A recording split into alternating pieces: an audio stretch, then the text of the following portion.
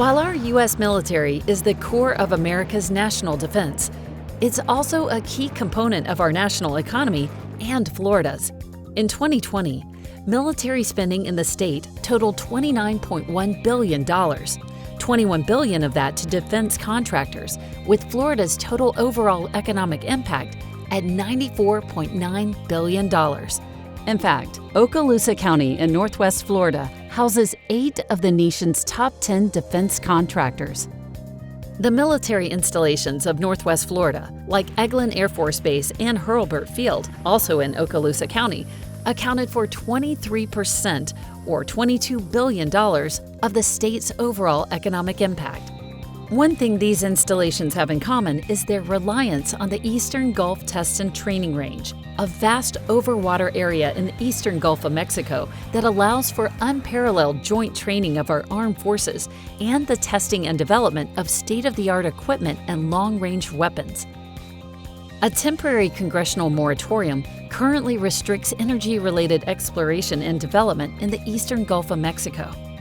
If this moratorium were allowed to expire, our U.S. military would be unable to effectively test and train there, a huge blow to our national defense. Military spending and defense contracts in Northwest Florida would also dry up and have a devastating effect on the region's economy. The military is our largest economic engine in Okaloosa County. It's responsible for 78,000 jobs and roughly a $9.4 billion economic impact because of the missions that exist here. Those missions would not be here, let's be honest, were it not for the Eastern Gulf Test and Training Range. If you look at the entire extent of the Gulf Range, you're talking billions and billions and billions of dollars of economic activity and tens of thousands, hundreds of thousands even of jobs. Access to the Gulf Range is extremely important.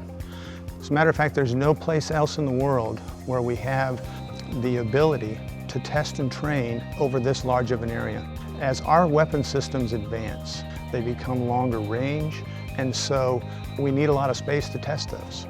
It provides a pristine environment, and so we have very few surface vessels that go around, we have very few airlines that go around, and we have a pretty nice, clean electromagnetic environment. And so all of those things together allow us to do better testing. You don't find that anywhere else. If we go offshore, anybody in the world can be out there cruising and listening or watching whatever we do. We're a little isolated here and able to keep track of whether we're being watched or not, and that's an important ingredient in realizing the full capability that we have and not informing the world exactly what we're doing all the time.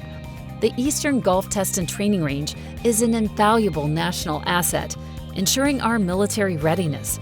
The military installations of Northwest Florida sit at the point of the spear, testing our vital technology and training our warfighters, all while benefiting our local economies.